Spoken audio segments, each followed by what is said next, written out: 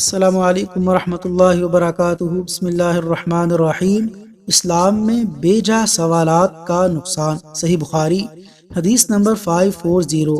حضرت انس بن مالک رضی اللہ عنہ بیان کرتے ہیں کہ جب سورج ڈھلا تو نبی صلی اللہ علیہ وسلم حجرہ سے باہر تشریف لائے اور ظہر کی نماز پڑھی، پھر ممبر پر تشریف لائے اور قیامت کا ذکر فرمایا، اور آپ صلی اللہ علیہ وسلم نے فرمایا کہ قیامت میں بڑے عظیم امور پیش آئیں گے۔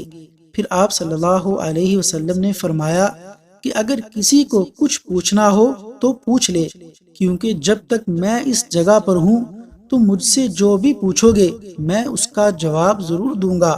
لوگ بہت زیادہ رونے لگے۔ آپ صلی اللہ علیہ وسلم برابر فرماتے جاتے تھے کہ جو کچھ پوچھنا ہو پوچھو۔ حضرت عبداللہ بن حذافہ سہمی کھڑے ہوئے اور دریافت کیا کہ حضور صلی اللہ علیہ وسلم میرے باپ کون ہیں؟ آپ صلی اللہ علیہ وسلم نے فرمایا کہ تمہارے باپ حذافہ تھے۔ اب آپ بھی برابر فرما رہے تھے کہ پوچھو، کیا پوچھتے ہو؟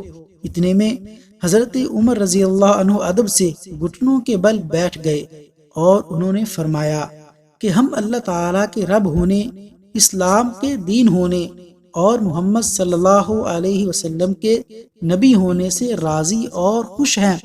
بس اس گستاخی سے ہم باز آتے ہیں کہ آپ سے بے جا سوالات کریں۔ اس پر آن حضرت صلی اللہ علیہ وسلم خاموش ہو گئے۔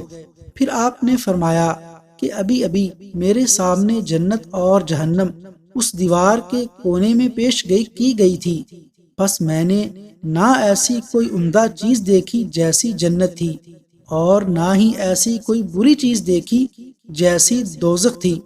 تشریح: آپ صلی اللہ علیہ وسلم کو خبر ملی تھی کہ منافق لوگ امتحان کے طور پر آپ صلی اللہ علیہ وسلم سے کچھ پوچھنا چاہتے ہیں، اسی لیے آپ صلی اللہ علیہ وسلم کو غصہ آیا اور فرمایا کہ جو تم چاہو مجھ سے پوچھ لو۔ اللہ تبارک و تعالیٰ سے دعا ہے کہ اللہ تعالیٰ ہمیں اسلام کی تعلیمات پر عمل کرنے اور اس کو پھیلانے کی توفیق عطا فرمائے، اور نبی کریم صلی اللہ علیہ وسلم کی کامل اتباع کرنے کی توفیق دے۔ آمین یا رب العالمین۔